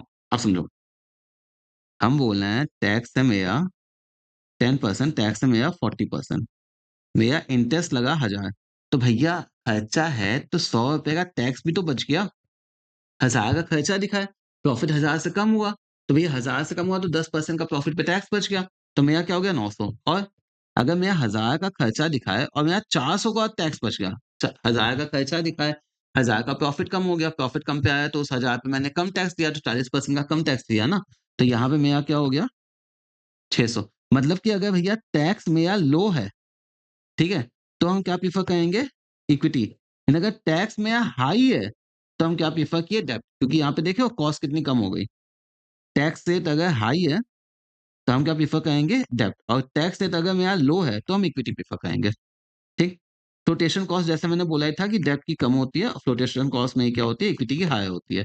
पैसा जुगाड़ करने का खर्चा। फिर financial risk consideration. Financial risk अगर मेरा लो है, तो हम डेब्ट। फाइनेंशियल रिस्क का मतलब फिलहाल बस इतना ही समझो कि धंधे में ऑलरेडी कितना मेरा डेब्ट लगा हुआ है, ठीक है? अगर ऑलरेडी कम डेब्ट लगा हुआ है तो हम अभी थोड़ा बहुत डेब्ट ले सकते हैं, लेकिन अगर बहुत हाई डेब्ट ऑलरेडी लिया हुआ है कंपनी में, तब तो हम बहुत ज़्यादा और लोन लेना पसंद नहीं करेंगे ना, तब हम इक्विटी करेंगे, ठीक? फ्लेक्सिबिलिटी, भैया हमें चाहिए कि हमें ना कोई ज्ञान ना दे। नहीं तो हमें चाहिए कि हम जैसा डिसीजन लें वैसा हम अपने हिसाब से ले सकें। कोई हमें कॉन्ट्रेक्चुअल ऑब्लिगेशन में ना फँसाए, कोई हमारे साथ कोई परेशानी ना करे। या फिर मान लो कि मेरा पैसा आया तो उससे हम खेल सकें। टू मच डेब्ट रिड्यूसेस फ्लेक्सिबिलिटी, क्योंकि भैया पैसा आया उतना चला ही जा रहा है, ठीक है? अगर बिज़नेस को फ्लेक्सिबिलिटी रेस्ट्रिक्ट नहीं करनी है, does not want to restrict the flexibility, मतलब उनको फ्लेक्सिबिलिटी चाहिए, तो हम क्या करेंगे? इक्विटी लेंगे, ताकि मेरे पास पैसा है तो उससे हम कुछ कर सकें। फिर कंट्रोल, सीधी बात है, अगर हमें क्या होता है कंट्रोल चाहिए, तो हम लेंगे डेब्ट, क्योंकि डेब्ट इफ़ेक्ट नहीं करती। लेकिन अगर हमें चाहिए कि कंट्रोल हमें नहीं है, चलेगा, कोई दिक्कत की बात नहीं है, तो हम शेयर होल्डर को और बोलेंगे भैया आप भी मेरी कंपनी में जॉइन कर लो, आप भी मेरी कंपनी में जॉइन कर लो, ठीक? स्टॉक मार्केट कंडीशन जैसे मैंने बोला था कि बेयरिश मार्केट चल रहा है, रिसेशन चल रहा है तो हम डेब्ट लेंगे, अगर मेरा बूम या बुलिश मार्केट चल रहा है तो इक्विटी लेंगे, ठीक है? अभी डिस्कस किए थे। रेगुलेटरी फ्रेमवर्क, भैया ये भी देखना होता है ना कि सेबी की गाइडलाइन वही इश्यू कर ध्यान रखनी पड़ती है डेब्ट या लोन दे डेब्ट या इक्विटी के समय, और capital structure of other companies same industry में। ऐसा नहीं कि कोई बाइक की कंपनी जाके जेट की कंपनी से कंपेयर कर रही है। सेम इंडस्ट्री में क्या चल रहा है, जैसे कि जियो दिखेगा आपका एयरटेल से, ठीक है? कि भैया दूसरी टेलीकॉम कंपनी कैसा परफॉर्म कर रही है, मतलब उसका डेब्ट डेब्ट इक्विटी क्या है, इतना डेब्ट है, इतना इक्विटी है, तो हम भी वैसे ही कर लेते हैं। तो इंडस्ट्री में क्या नॉर्मली चल रहा है, हम खुद का करते समय अरे यार अपना बिज़नेस एस्टेब्लिश करना है, तो उस कॉलोनी में दूसरे बिज़नेस को एक बार देखते हैं ना कि उनका कैसा चल रहा है, वही वाली बात है ये, ठीक है? फैक्टर इफेक्टिंग वो हो गया। अब देखो हम लोग ने हाँ, ये तो हो गया, ठीक है? अब देखो ये वाला हो गया अपना, ठीक है? ये वाला जो पॉइंट है ना, फाइनेंशियल रिस्क और ट्रेडिंग ऑन इक्विटी, बेटा इसी पे अपना वो आता है, क्या बोलते हैं, न्यूमेरिकल। तो इसको अभी हम लोग कवर करेंगे अच्छे से, ठीक है? फिक्स कैपिटल का देख लेते हैं। फिक्स कैपिटल में हमें क्यों ध्यान से देखना है? यहाँ पे हमें ये इंपॉर्टेंस का दिया हुआ है कि फिक्स कैपिटल को हम ध्यान से क्यों देखते हैं? भैया इतना एकदम माइक्रोस्कोप के अंदर क्यों देखते हैं? क्योंकि एक तो ये लॉन्ग टर्म ग्रोथ के लिए होता है। भैया ये नहीं शादी का है, शादी लॉन्ग टर्म वाला एक हो गया ना, तो इसलिए बोलना। ऐसा नहीं कि बस टाइम पास वाला। तो यहाँ पे भैया बिज़नेस पे बहुत एक लॉन्ग टर्म इफ़ेक्ट होता है, इसलिए हमें देखना पड़ता है। और भैया यहाँ पे ना लंबा पैसा इन्वॉल्व होता है। ये नहीं कि भैया गए, घूमे, एक थोड़ा-सा शॉपिंग किए, हो गया। लंबे समय के लिए आप पैसा लगाते हो, तो मोटा पैसा लगाते हो। तो वहाँ पे दिक्कत हो गई, तो फिर इश्यू लंबा हो जाता है, ठीक है? वही बात है, गर्लफ्रेंड से ब्रेकअप हो गया, शादी में तो डिवोर्स का बड़ा लंबा हो जाता है ना। रिस्क इन्वॉल्व कि भैया यही है कि जब हम मोटा पैसा लगाते हैं, तो वहाँ पे रिस्क भी ज़्यादा है। गलत अगर ज़मीन ले लिए, गलत फैक्ट्री डाल दिए, तो वहाँ पे हमें दिक्कत हो जाती है। और इरिवर्सिबल डिसीज़न भैया आराम से भैया गर्लफ्रेंड चली जाती है शॉर्ट टर्म वाली, बीवी आराम से नहीं जाती। इरिवर्सिबल डिसीज़न होता है। आप एक बार फँस गए तो फँस गए। आपने मान लो कोई एक जगह बिल्डिंग ले ली, बिज़नेस डाल दिया, उसमें 10 करोड़ लगा दिया। अब आपको छोड़ने में नुकसान होगा काफ़ी। तो ये डिसीज़न मेरा इरिवर्सिबल हो जाता है। ठीक है? ये क्लियर हुआ आपका? आगे। फैक्टर इफेक्टिंग अब देखो ये था कि क्यों इम्पोर्टेंट है। अब ये है कि क्या-क्या इफ़ेक्ट होता है। भैया कितना फिक्स कैपिटल होगा। सबसे बड़ी चीज़ ऑब्वियसली है कि चलो अब यहाँ पे ना फैक्टर इफेक्टिंग में यहाँ पे जाएँगे और यहाँ पे हम लोग क्या है, ये यहाँ से कवर कर लेंगे। ठीक है? ये वर्किंग कैपिटल आपको समझ में आ रहा है? वर्किंग कैपिटल क्या होता है रेगुलर के लिए। तो यहाँ पे डिफरेंस से कवर करेंगे तो आपको एकदम क्लियर हो जाएगा क्या? सबसे पहले सीधी बात है देखो इसका ना स्क्रीनशॉट ले लो। बहुत अच्छा डायग्राम बना है। ठीक है? ये आपका वर्किंग कैपिटल वाला है। ये भी हम दिखा देते हैं एक बार, अगर इन द केस अगर लेना है। एक समय पॉज़ करो और स्क्रीनशॉट ले लो। ले लिया? तो ये 6 पॉइंट से ले लो, ठीक? और फिर ये ले लो, ये बाकी। डन? ये कौन-सा था हमारा? डेब्ट या इक्विटी वाला, कैपिटल स्ट्रक्चर और ये अपना क्या है फिक्स्ड कैपिटल वाला, ले लो, डन? और ये अपना है वर्किंग कैपिटल वाला, ठीक? देखो, फिक्स्ड कैपिटल क्या बोलता है? बहुत सिंपल सी बात है, कहाँ ज़्यादा मशीन या ज़्यादा मोटा पैसा लॉन्ग टर्म में लगाना है, कहाँ पे कम। मैन्युफैक्चरिंग में ज़्यादा लगता है, ट्रेडिंग में कम लगता है, पता है अपने को। धंधा बड़ा होगा तो ज़्यादा लगेगा, धंधा कम होगा तो कम लगेगा। फिर कैपिटल इंसेंटिव टेक्निक लगाता है मतलब हमें मशीन बहुत ज़्यादा मतलब अगर हमें मशीन वगैरह बहुत ज़्यादा चाहिए, तो ऑब्वियसली हम क्या करेंगे? हमें ज़्यादा पैसा चाहिए, अगर लेबर से होगा तो हमें कम हो जाएगा। अगर हमें टेक्नोलॉजी को बार-बार अपग्रेड करना है, तो बार-बार हमें अपग्रेडेशन चाहिए ना, वहाँ पे ज़्यादा पैसा लगेगा, यहाँ पे लो लगेगा। ठीक है, डाइवर्सिफिकेशन प्लान हमें लग रहा है कि हमें और धंधे को फैलाना है, बहुत डाइवर्सिफ़ाई करना है, तो ज़्यादा पैसे की रिक्वायरमेंट है और यहाँ पे है तो कम है। एबिलिटी ऑफ फाइनेंशियल अल्टरनेटिव हमें लगता है कि भई फाइनेंशियल अल्टरनेटिव का मतलब जैसे ही मान लो आपने मशीन को रेंट पे लेने का ऑप्शन है, लीज़ जिसको बोलते हैं, हायर परचेज़ या लीज़। अगर वो ऑप्शन नहीं है, तो ऑब्वियसली आपको ज़्यादा फिक्स कैपिटल चाहिए। हमें अगर किराए पे मिल जाएगी, तो हमें लो कैपिटल में भी काम हो जाएगा। ग्रोथ हमें लगे आगे है, तो भैया एक ब्रांच हुआ, फिर दूसरा ब्रांच डालना है, तीसरा डालना है, तो हमें लगेगा कि हाई चाहिए। नहीं है, तो लो में काम हो जाएगा। लेवल ऑफ कैलिब्रेशन मतलब कि भैया हमें अगर अकेले ही काम करना है, तो सारा लोड हम ही पे आएगा ना, तो हमें ही सारा खर्चा करना है। तो यहाँ पे क्या होगा, लो होगा तो हमें फिक्स कैपिटल ज़्यादा चाहिए। लेकिन अगर भैया कैलिब्रेशन का लेवल हाई है, तो यहाँ पे क्या होता है, फिक्स कैपिटल हमें लेस में भी मेरा काम हो जाता है। समझ में आया? आगे। मतलब कि यहाँ पे क्यों हाई में होता है, कि अगर मेरा सबके साथ हम मिल-जुल के करते हैं, तो पैसा जो भी लोड होता है डिस्ट्रीब्यूट हो गया ना, तो हमें उतना फिक्स कैपिटल रिक्वायर्ड नहीं होता है, काम हो जाता है। जैसे ही किसी और की फैक्ट्री है, उसी में हमने अपना ऑफ़िस डाल दिया, ऐसा वाला काम हो गया। किसी और का कोई फैक्ट्री है, उसी में मेरा भी सामान बनना स्टार्ट हो गया, तो वो सब मेरा हो जाता है, तो हमें खुद की फैक्ट्री नहीं डालनी हुई, ठीक है? अब क्या हो गया वर्किंग कैपिटल रिक्वायरमेंट। देखो वर्किंग कैपिटल भी बहुत सिंपल चीज़ होता है रेगुलर यूज़ के लिए पैसा। कब ज़्यादा चाहिए, कब कम चाहिए। सही बात है मैन्युफैक्चरिंग में भैया तेल, पानी, मशीन का रेंटल, फैक्ट्री सब होता है। ट्रेडिंग में तो भैया बस स्टॉक वगैरह ही लगता है ना। हैं? बड़ा धंधा बड़ा कैपिटल, कम धंधा कम कैपिटल। बिज़नेस साइकिल में क्या है बूम, बूम में क्या होता है सामान बहुत बनते हैं, सामान बहुत बनते हैं, सामान बहुत बिकते हैं, धंधा एकदम चल रहा है। धंधा चल रहा है तो इलेक्ट्रिसिटी ज़्यादा लग रही है। फिर धंधा अगर चल रहा है तो हमें लेबर ज़्यादा लग रहा है, वर्किंग कैपिटल ज़्यादा लग रहा है, सामान बहुत ज़्यादा रोटेशन हो रहा है इन्वेंटरी का तो वहाँ पे पैसा लग रहा है। तो यहाँ पे बस ज़्यादा वर्किंग कैपिटल, रिसेशन चल रहा है, धंधा ही नहीं चल रहा है, तो हम क्या 10 स्टाफ को भी रखेंगे, निकाल देंगे ज़्यादा को, रिसेशन हो गया। फिर अगर मेरा सीज़न वाला काम चल रहा है, तो भैया यही तो मेरा सीज़न है, जैसे मिठाई में हो गई दिवाली, लोग एक्स्ट्रा लेबर रख लेते हैं, एक्स्ट्रा सामान बनवाते हैं, एक्स्ट्रा घी तिल चाहिए उन्हें। तो वो क्या हो गया हमारा ऑन सीज़न। अब भैया धंधा ही वही ऑफ सीज़न चल रहा है तो कम हो गया। प्रोडक्शन साइकिल, अब देखो प्रोडक्शन साइकिल का मतलब क्या हो गया, आप समझो, आपको मिठाई बनानी है, ये कुछ घंटे में तैयार हो गई। आपको बनाना है बिल्डिंग, अब बिल्डिंग भैया है उनके लिए स्टॉक, जो बिल्डर्स हैं, लेकिन उसकी प्रोडक्शन साइकिल कितनी लंबी है? मान लो 2 साल, 3 साल जो भी। तो भैया उतने के लिए उनको वर्किंग कैपिटल चाहिए, क्योंकि पैसा तो उनको बाद में मिलेगा ना, पहले तो जुगाड़ करना पड़ेगा। तो अगर प्रोडक्शन साइकिल मेरी लॉन्ग है, तो हमें ज़्यादा वर्किंग कैपिटल चाहिए, कि भैया 2-3 साल हम सस्टेन कर पाएँ। और प्रोडक्शन साइकिल अगर मेरी शॉर्ट है, तो हमें कम चाहिए। क्रेडिट अलाउड, भैया अगर हमें आराम से पैसा मिल जाता है, क्रेडिट अला नहीं, अगर हम क्रेडिट अलाउ करते हैं, हम उधार पे सामान दे देते हैं। उधार पे सामान अगर हम बेचते हैं, तो हमें पैसा तो तुरंत आया नहीं, तो हमें खुद से जुगाड़ करना है ना। अगर हम उधार पे नहीं बेचते हैं कि नहीं भैया आज नकद कल उधार, हम हमें शर्मिंदा मत कीजिए, उधार माँग के, वो वाली कहानी है। तो भैया दिक्कत ही नहीं है, तुरंत पैसा मिल जाता है, मेरा काम हो जाता है। अगर हमें नहीं देते हैं, लोग हमें उधार नहीं देते हैं, तो हमें तो नकद देके खरीदना है सामान। मेरे लिए महँगा पड़ गया, मतलब हमें तुरंत वर्किंग कैपिटल ज़्यादा चाहिए, लोग हमें उधार आराम से दे देते हैं। ठीक है ना, दिक्कत क्या है? तो हमें उतना वर्किंग कैपिटल नहीं चाहिए, आगे। ऑपरेटिंग एफिशिएंसी, हमारी वेस्टेज बहुत होती है, एफिशिएंसी कम है, सब बर्बाद होता रहता है मेरा सामान, तो ऑब्वियसली हमें वर्किंग कैपिटल ज़्यादा लगेगा। यहाँ पे वेस्टेज कम है, एफिशिएंसी हाई है, तो मेरी वर्किंग कैपिटल कम लगेगा। रॉ मटेरियल आराम से नहीं मिलता है, बड़ा मुश्किल से कहीं से जंगल-वंगल से लाना पड़ता है, तो उसमें खर्चे लगते हैं। आराम से मिल जाता है तो दिक्कत नहीं है। ग्रोथ हमें लगता है आगे बहुत ज़्यादा है, तो हम क्या किए, स्टॉक भरे हुए हैं, लेबर एक्स्ट्रा लगाए हुए हैं, एक स्पेस अच्छा लिए हैं जिसका रेंट दे रहे हैं, तो वहाँ पे हमें क्या है, हाई लगता है। और नहीं लगता है कि भैया आगे ग्रोथ नहीं है तो काम चल रहा है। लेवल ऑफ कॉम्पिटिशन, अगर हाई कॉम्पिटिशन है तो हो सकता है हमें एडवर्टाइज़मेंट करना हो, मार्केटिंग करना हो, उसमें भी तो खर्चा लगता है ना, कुछ डिस्काउंट ऑफर देना हो सामान बेचने के लिए। जबकि अगर लो कॉम्पिटिशन है तो कोई दिक्कत नहीं है। इन्फ्लेशन, अगर महँगाई जा रही है भैया तो हमें हर एक चीज़ महँगा हो गया। कॉस्ट के टर्म में सीखो, रेंट महँगा हो गया, कॉस्ट रॉ मटेरियल का महँगा हो गया, सामान का महँगा हो गया, स्टॉक वगैरह का।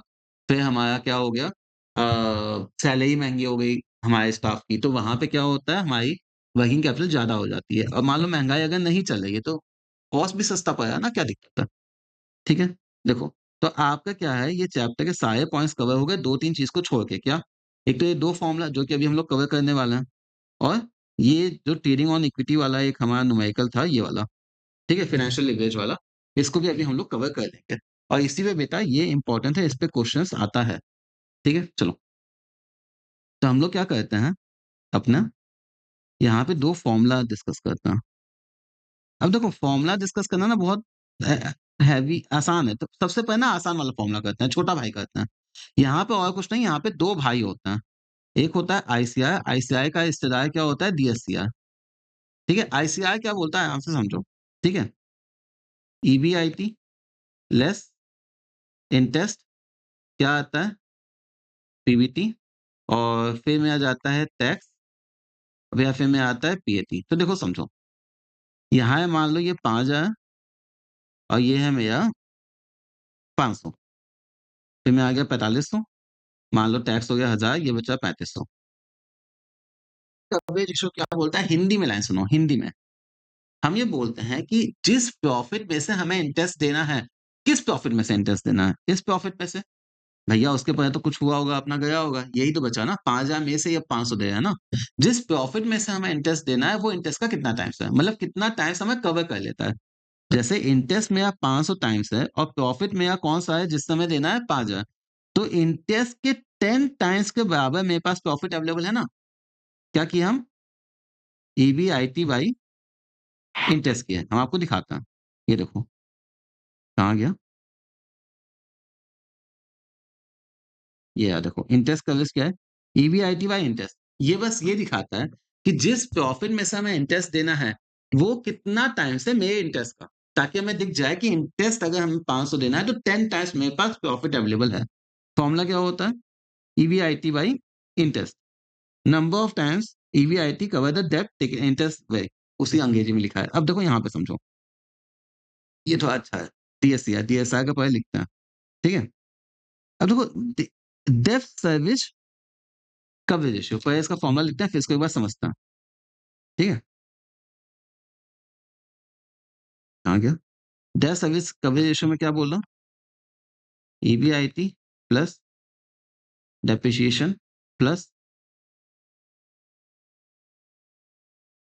Interest plus non cash expense, क्या बोला? बोला plus interest plus non cash expense whole upon, अब देखो यहाँ पे क्या बोला है? यहाँ पे आपका 3 आइटम बोला है, प्रेफरेंस डिविडेंड, इंटरेस्ट और रीपेमेंट ऑब्लिगेशन। क्या बोला है? प्रेफरेंस डिविडेंड, इंटरेस्ट और रीपेमेंट ऑब्लिगेशन, रीपेमेंट ऑब्लिगेशन। देखो या तो फॉर्मूला रट्टा मारो या तो हम समझा देते हैं। डेब्ट सर्विस कवरेज रेशियो क्या बोला है? जो हमारी डेब्ट हमें अभी पे करनी है, जो हमें फिक्स पेमेंट करना है, डेब्ट वाला। अब डेब्ट में यहाँ पे फिक्स पेमेंट का मतलब क्या है? इंटरेस्ट आएगा, कोई इंस्टॉलमेंट है तो वो आएगा। दूसरी चीज क्या है? देखो डिविडेंड 2 टाइप के होते हैं। इक्विटी तभी लेंगे जब प्रॉफिट होगा। प्रेफरेंस वालों को कई बार देना पड़ जाता है फिक्स प्रेफरेंस। जैसे कभी भी सुने होंगे, इक्विटी का इक्विटी शेयर होता है, प्रेफरेंस शेयर्स क्या होता है? 12% प्रेफरेंस शेयर, 15% प्रेफरेंस शेयर। तो प्रेफरेंस शेयर कई बार ऐसे होते हैं, तो उनको तो मैं डिविडेंड देना फिक्स हो जाता है। तो भैया नीचे आया कि हमें क्या-क्या देना है फिक्स वाला। प्रेफरेंस डिविडेंड, इंटरेस्ट और रीपेमेंट ऑब्लिगेशन, मतलब भाई ईएमआई मान लो। अब किस प्रॉफिट में से हम देंगे? आप समझो। यहाँ पे अगर हम आपके लिए बनाते हैं, हमने क्या सीखा था? ईबीडीआईटी लेस डेप्रिसिएशन आता है ईबीआईटी लेस इंटरेस्ट पे पीबीटी लेस टैक्स और फिर में आता है पीएटी। ठीक है? अब आप समझो। यहाँ पे हम क्या किए? यहाँ पे हम थे यहाँ पे ईबीआईटी। अब एक बात बताओ, डेफ वाले बैठे हैं कि भैया इस प्रॉफिट में से हमें पैसा मिलेगा। अब तुम प्रॉफिट को जबरदस्ती के नाम का कम कर दिए। क्या? प्रॉफिट था तुम्हारा मान लो 10 करोड़, तुम बोले 2 करोड़ का डेप्रिसिएशन लग गया। सामने वाला बोलेगा पागल है क्या? डेप्रिसिएशन में पैसा कौन सा गया तुम्हारा? डेप्रिसिएशन में कोई पैसा तो नहीं ना गया। डेप्रिसिएशन हमारा क्या होता है? एक नॉन कैश एक्सपेंस है। तो होता क्या है? हमें चाहिए कितना प्रॉफिट अवेलेबल है जिसमें से हम ये डेब्ट का पेमेंट कर सकें, जो भी हमारी फिक्स डेब्ट है। तो हम यहाँ पे क्या करते हैं? जितने भी नॉन कैश आइटम होता है उसको प्लस कर देते हैं। ईवीआईटी में से हम क्या करते हैं? नॉन कैश आइटम को प्लस कर देते हैं। ये प्रॉफिट है। फॉर्मूला ही था ना? ठीक है? चलो। तो होता क्या है? इस चीज़ में से हमें देना है। ठीक है? हमने ये और ये प्लस किया। क्यों प्लस किया? क्योंकि भैया ये नॉन कैश एक्सपेंस था। अभी क्या हमने इंटरेस्ट अभी पे किया है क्या? नहीं। हमें ये भी तो अभी मेरे पास ये भी तो प्रॉफिट अवेलेबल है ना, EBIT, interest earning before interest and tax. तो यहाँ पे क्या है कि अभी इंटरेस्ट भी हमें देना है, इसलिए मैंने ऊपर पे ऐड कर दिया कि भैया देखो अभी इंटरेस्ट अभी गया नहीं है। और नीचे हमें जो-जो चीज़ का पेमेंट देना है, फिक्स वाला, वो मैं नीचे लिख दिया। ज़्यादा देखो अभी दिमाग मत लगाओ, हम आपको फ़ॉर्मूला बस बता रहे हैं। फ़ॉर्मूला आपका क्या होता है? हमने वही हम सोचे कि कुछ तो गलत हो रहा है। That was I was thinking कि भैया कुछ तो गलत हो रहा है। रुको, रुको, रुको। हम आपको ना अभी बताता हूँ। वही हम सोच रहे थे कि भैया ऐसे कैसे? देखो यहाँ वही ईबीटी आ गया तो अलग से नहीं होना चाहिए था। ये अपना क्या हो गया? पीएटी। अब समझो इसको देखो। हम हैं यहाँ पे, ठीक है? अब ये देखो, ये तो हमारे चले गए, चलो ठीक है। हमें क्या होता है कि इंटरेस्ट तो मैंने नीचे लिखा ही है ना, कि भैया इंटरेस्ट अभी हमें पे करना है। इंटरेस्ट पे करना है, तो हमें इंटरेस्ट पे करने के पहले वाला प्रॉफिट चाहिए। समझो इस चीज़ को। हमें इंटरेस्ट पे करना है, मैंने नीचे लिखा हुआ है कि अभी ये में फिक्स ऑब्लिगेशन है। तो भैया इंटरेस्ट पे अभी नहीं ना हुआ है, तो इंटरेस्ट पे करने के पहले वाला प्रॉफिट चाहिए ना, समझे इस चीज़ को? इंटरेस्ट पे करने के पहले वाला प्रॉफिट चाहिए। बीच में कुछ निकल गया तो कोई बात नहीं है। इसीलिए मैंने पीबीटी में ऐड नहीं किया। ये पैसा तो मेरा क्या हो गया, आउट हो गया। टैक्स वाला, बात खत्म। लेकिन पीएटी से हमें यहाँ पे जाना है। तो टैक्स तो हो गया, तो टैक्स को तो छुएँगे नहीं, उतना पैसा वो चला गया। लेकिन इंटरेस्ट तो पे नहीं किए ना, तो हमें क्या होता है, पैट में हम क्या प्लस कर देते हैं? इंटरेस्ट। मान लो हम एक चीज़ यहाँ पे हम आपके लिए लिख ही देते हैं फिर से लो। क्या? समझो, हम आपको इसको ना ऐसे लिखते हैं। कैसे? डीएस या आपका क्या हो गया बेटा? जो भी हमें नीचे फिक्स इंस्टॉलमेंट है, क्या-क्या हमें देना था वो प्रेफरेंस डिविडेंड, फिर हमें देना था आपका क्या इंटरेस्ट, और हमें देना था अगर में कोई इंस्टॉलमेंट है, ऑब्लिगेशन है, वो वाला, ठीक है? अब देखो, प्रॉफिट आफ्टर टैक्स मेरे पास है, इसमें हम वापस से इंटरेस्ट प्लस कर दिया, ठीक? और हम क्या कर दिए, नॉन कैश एक्सपेंस जो था उसको प्लस कर दिया, क्योंकि उसकी वजह से तो मैंने प्रॉफिट ज़बरदस्ती कम करके बोला है। और नॉन कैश एक्सपेंस का एग्ज़ाम्पल क्या होता है? एक डेप्रिसिएशन। तो भैया ये हमारी फिक्स इंस्टॉलमेंट है और उसके लिए मेरे पास ये प्रॉफिट अवेलेबल है। जैसे इंटरेस्ट कवरेज रेशियो में मेरे पास ये पे करने के लिए ये अवेलेबल था, तब ये और ये भी आ गया ना, तो इसको पे करने के लिए क्या है मेरे पास, PAT, interest, non cash plus करेंगे, डेप्रिसिएशन प्लस करेंगे, तो इतना प्रॉफिट अवेलेबल है कि भैया इतना प्रॉफिट में से ये सारे ऑब्लिगेशन मेरे कवर हो जाएँगे। तो मेरे ख्याल से अब आपको क्लियर हो गया होगा कि आईसीआर और डीएससीआर में अंतर क्या होता है और क्या होता है। डीएससीआर बस बड़ा भाई होता है फिक्स ऑब्लिगेशन का। इंटरेस्ट कवरेज रेशियो केवल इंटरेस्ट की बात करता है। क्लियर हो गया आपका अच्छे से? बढ़िया। चलो, अब बेटा जिस चीज़ का आपको इंतज़ार था, हम लोग वो कवर करने वाला हैं, ठीक है? डेब्ट in the overall capital, financial leverage, डेब्ट बाय इक्विटी या डेब्ट बाय वो यहाँ छोड़ो।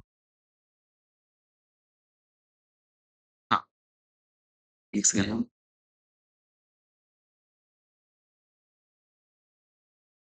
तो मेरे प्यारे बच्चों, अब हम लोग आज अब इस समय हम लोग क्या कवर करने वाले हैं, जो आपके बिज़नेस स्टडीज़ में न्यूमेरिकल आता है, ठीक है? ये कहाँ से आता है? फाइनेंशियल मैनेजमेंट चैप्टर से, और किस टॉपिक पे आता है? फाइनेंशियल लिवरेज और ट्रेडिंग ऑन इक्विटी पे आता है। हम लोग इसको समझेंगे, न्यूमेरिकल पोर्शन के बेसिस से पूरा करेंगे और न्यूमेरिकल भी एक बार 1-2 क्वेश्चन करके देखेंगे ताकि आपको दिक्कत ना हो। सबसे पहले फाइनेंशियल लिवरेज या कॉन्सेप्ट है हमारा ट्रेडिंग ऑन इक्विटी। इसका मतलब बेसिकली क्या होता है, डेब्ट बाय इक्विटी, या कई बार इसको लोग ऐसे भी रिप्रेजेंट करते हैं, डेब्ट बाय डेब्ट प्लस इक्विटी, ठीक है? ओवरऑल कैपिटल में या फिर इक्विटी के कंपैरिजन में कितना मेरा डेब्ट है, ये होता है डेब्ट बाय इक्विटी। इसी को चीज़ बोलते हैं फाइनेंशियल लिवरेज। फाइनेंशियल लिवरेज यहाँ पे आपको एक बार पढ़ा देता हूँ। प्रपोर्शन ऑफ डेब्ट in overall capital is computed as डेब्ट बाय इक्विटी या डेब्ट बाय डेब्ट प्लस इक्विटी, ठीक है? टी डेब्ट होता है, ई इक्विटी होता है, ठीक? अब देखो, ट्रेडिंग ऑन इक्विटी होता क्या है? फाइनेंशियल रिस्क आपको पता है कि जब हमें कोई डेब्ट ड्यू होती है, अगर हम उसको पेमेंट नहीं कर सकते हैं, तो हमें वो हो जाता है, क्या बोलते हैं, फाइनेंशियल रिस्क हो जाता है, ठीक है? Unable to meet his fixed charges. अब देखो, ये काम का है। ट्रेडिंग ऑन इक्विटी बोलता क्या है? ट्रेडिंग ऑन इक्विटी ये बोलता है हमें अल्टीमेटली क्या होता है, शेयर होल्डर से मतलब होता है, उनके हमें यहाँ पे किससे मतलब है? उनकी अर्निंग से, मतलब उनके ईपीएस। तो यहाँ पे ध्यान से देखना, ये कंक्लूज़न मैंने आपको दिया है और ये हम लोग न्यूमेरिकल के साथ सीख लेंगे अभी। यहाँ देखो। हम क्या बोल रहे हैं? ये कंक्लूज़न है भैया, सुनो ध्यान से, ये इम्पोर्टेंट है कंक्लूज़न है। यहाँ ये बोला है आरओआई अगर मेरा इंटरेस्ट से ज़्यादा है, मतलब कि मान लो कि मैंने अगर 50 लाख लगाया और हम कमाए हैं 8 लाख, तो ये कितना हो गया भैया? 8 इंटू 100 डिवाइड बाय 50 करेंगे तो ये हमारा हो गया 16%, ठीक है? अगर हम ये 16% की कमाई कर रहे हैं, रिटर्न ऑन इन्वेस्टमेंट, और मान लो इंटरेस्ट मेरा है 10%, तो भैया बहुत ही अच्छी बात है, हमें डेब्ट लेते रहना चाहिए। क्यों? डेब्ट लेना अच्छी बात है, उससे ईपीएस मेरा प्लस होगा। अभी हम एग्ज़ाम्पल तुम्हें दिखाएँगे न्यूमेरिकल। दूसरा, अगर आरओआई 10% हम कमा रहे हैं और 10% का इंटरेस्ट जा रहा है, तो तुम लोन लो या ना लो, तुम्हारा ले देके ईपीएस जो पहले आया था वही आएगा। डन।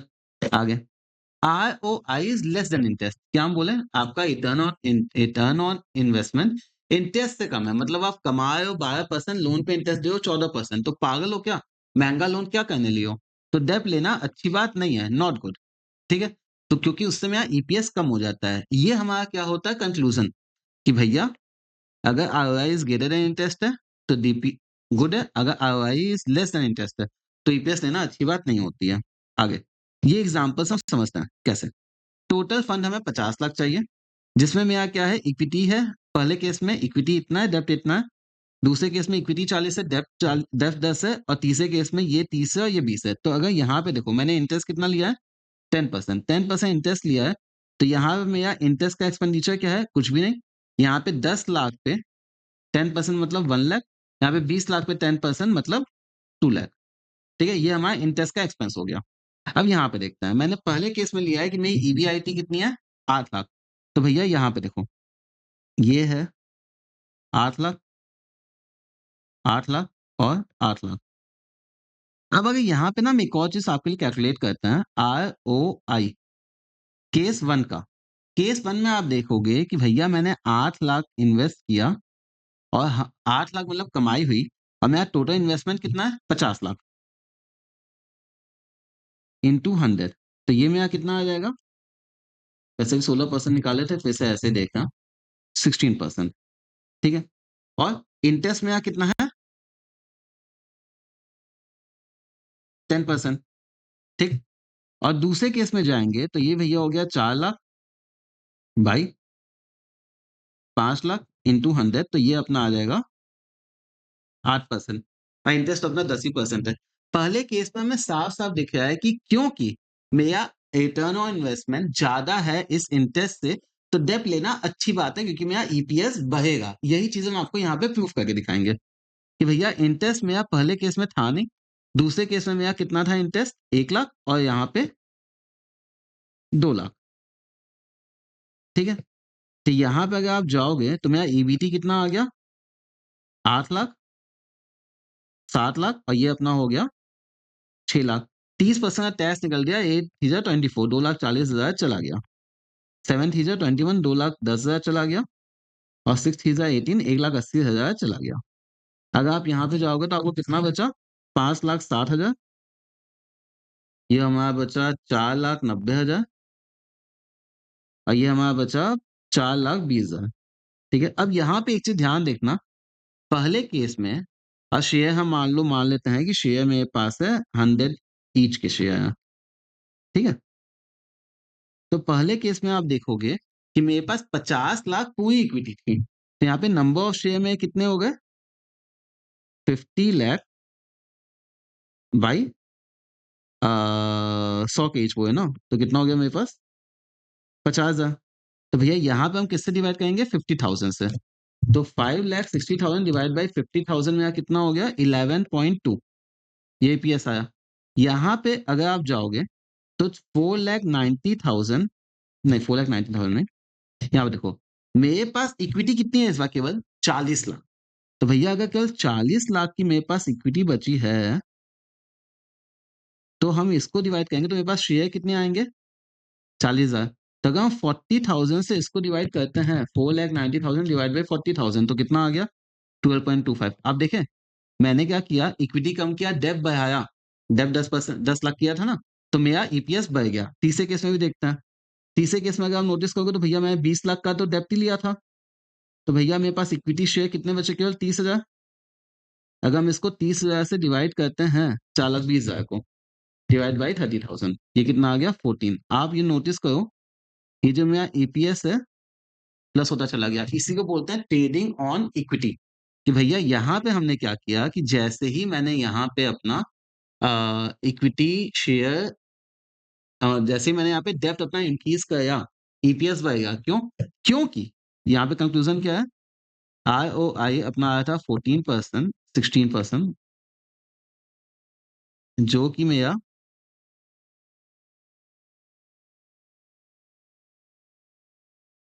ज़्यादा था, इंटरेस्ट से जो आया था कि 10%, ठीक है? ये अपना क्लियर हुआ। अब क्या होता है, एक एग्ज़ाम्पल लेते हैं जब जहाँ पे अपना आरओआई कम होता है, ठीक है?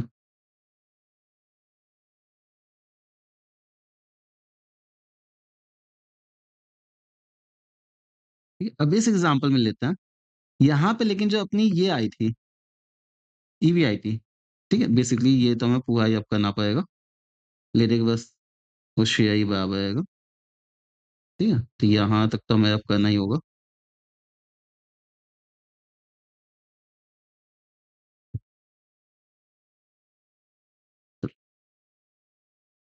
तो अगर हम यहाँ पे जाते हैं,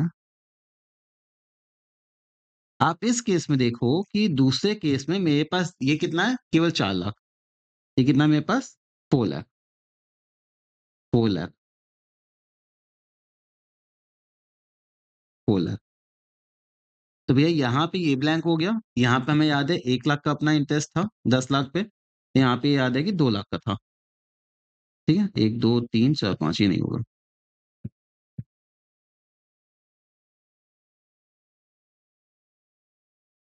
ठीक है? तो ये हमना ईबीटी कितना बचा?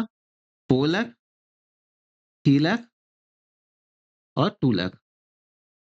30% इंटरेस्ट गया मतलब 1,20,000, 90,000, 90,000 और ये अपना हो गया 60,000। सही से लिख दें थोड़ा, ताकि बाद में दिक्कत ना हो। 60,000, ठीक है? आप देखो, यहाँ पे कितना हो गया? 2,80,000, 2,10,000 और 1,40,000। अब देखिए, यहाँ पे हमारे पास इक्विटी शेयर कितने थे? 50,000, 40,000 एंड 30,000। अगर अब हम इसको यहाँ पे कर देते हैं डिवाइड, तो 2,80,000 डिवाइड बाय 50,000, ये कितना हो गया? 5.6। 2,10,000 डिवाइड बाय 40,000, ये कितना हो गया? 5.25। और ये कितना हो गया? 1,40,000 डिवाइड बाय 30,000, ये अपना हो गया 4.67। तो आप नोटिस करो, यहाँ पे हमारा ईपीएस क्या हो गया? कम हो गया। क्यों? क्योंकि हमारा जो आरओआई है इस केस में, ये हमारा था केवल 8%, जो कि लेस था 10% के। समझे? तो रिटर्न ऑन इक्विटी क्या बोलता है, ये हम लोग ने कि एग्जाम्पल के साथ भी प्रूफ करके कवर कर दिया। ये कॉन्सेप्ट है, फिर से एक बार बता देते हैं, आप देख लो। फाइनेंशियल लिवरेज बोलता है डेब्ट बाय इक्विटी, ठीक है? बस इतना बहुत है। और ट्रेडिंग ऑन इक्विटी, ये हमारा ट्रेडिंग ऑन इक्विटी वाला है, ठीक है? तो ये क्या है कि भैया रिटर्न ऑन इन्वेस्टमेंट अगर मेरी ज़्यादा होती है इंटरेस्ट से, तो हम डेब्ट लेंगे, बहुत अच्छी बातें होती हैं। रिटर्न ऑन इन्वेस्टमेंट बराबर है तो कोई फ़र्क नहीं पड़ता, अगर कम है तो डेब्ट आप लोगे तो आपको नुकसान होगा, ईपीएस कम होगा। फॉर्मूला क्या होता है? EBIT by total investment. 8 lakh by 50 lakh, ये मेरा जैसे कि हमने यहाँ पे अब 2 लिया था एग्ज़ाम्पल। पहले केस में 8 लाख बाई 50 लाख लिए थे तो 16% था, दूसरे में लिए थे तो 8% था। और पहले केस में डेब्ट 50 लाख, इक्विटी 50, डेब्ट कुछ भी नहीं। फिर 40 लाख, ये 10 लाख, फिर 30 लाख और 20 लाख। तो इंटरेस्ट कितना आया था? पहले केस में कुछ भी नहीं, दूसरे में 1 लाख, 2 लाख, क्योंकि इंटरेस्ट 10% था। तो यहाँ पे मैंने एग्ज़ाम्पल लिया तो सिंपल लिया, ईबीआईटी तीनों केस का लिखा, इंटरेस्ट लिखा, माइनस किया, फिर 30% माइनस किया, पैट आया। यहाँ पे नंबर ऑफ शेयर्स क्योंकि मेरे बदल रहे थे, पहले केस में 50 लाख पूरा इक्विटी था, दूसरे केस में केवल 40 लाख था, तीसरे केस में केवल 30 लाख था। तो इसके हिसाब से नंबर ऑफ शेयर कितना है? 50,000, 40,000, 30,000। मैंने जैसे ही अपने पैट को डिवाइड किया, ईपीएस मेरा बढ़ रहा है, क्यों? क्योंकि रिटर्न रिटर्न ऑन इन्वेस्टमेंट मेरा 16% यहाँ पे था, जबकि मेरा ये केवल 10% था। दूसरे केस में लेंगे, सारी कहानी सेम है, क्योंकि लेकिन रिटर्न ऑन इन्वेस्टमेंट मेरा 8% है, ये 10% है। और यहाँ पे मेरा ये इनकम चेंज हो गया। ये कितना है? 4 लाख, जबकि पिछले केस में क्या था? 8 लाख। तो 4 लाख होते ही इस 50 लाख की इनकम पे केवल 8% आया ना, ये तो कम है 10 लाख से, 10% से। इसका मतलब क्या है कि जैसे ही हम डेप्थ उतना बढ़ाएँगे, मेरा ईपीएस कम होगा। तो यहाँ पे हमें प्रेफर नहीं है। अगर आपको इस क्वेश्चन में आए कि हमें कौन-सा सिचुएशन प्रेफर करना चाहिए, अगर एग्ज़ाम में आए, तो भैया इस केस में सबसे बेस्ट सिचुएशन हम ये प्रेफर करेंगे और इस केस में सबसे बेस्ट सिचुएशन हम ये प्रेफर करेंगे, पहला वाला। तो आपका आंसर क्या होगा? इस केस में मेरा ये वाला सिचुएशन सबसे बेस्ट है और इस वाले केस में ये वाला सिचुएशन अपना सबसे बेस्ट। क्लियर हो गया? बेटा ये आपके न्यूमेरिकल भी कवर हो गए। 1 घंटे का बस हम लोग को टाइम लगा और चैप्टर बहुत अच्छे से कवर हो गया। ठीक है? न्यूमेरिकल्स वगैरह के साथ। अब आई होप सो कि आप लोगों का क्या है, बस अब आपको और कुछ भी नहीं, all the very, very best. अपनी तैयारी बहुत ही अच्छे से कीजिए, अपना एग्ज़ाम दीजिए। एग्ज़ाम देने के बाद आप बताइएगा कि आपका कैसा गया पेपर। अगर आपको कोई भी ज़रूरत पड़ती है, तो बेटा ये हमारा पर्सनल नंबर है, आप इस पे कॉल या मैसेज कर सकते हो। इन द केस अगर कॉल का रिप्लाई नहीं आता है, तो आप मैसेज कर देना व्हाट्सएप पे, हम आपको ज़रूर रिप्लाई करेंगे। ठीक है? 8726092818। सभी अपना ध्यान दीजिए, अच्छे से एग्ज़ाम दीजिए, तैयारी कीजिए। हम लोग बहुत ही जल्द मिलते हैं। God bless you.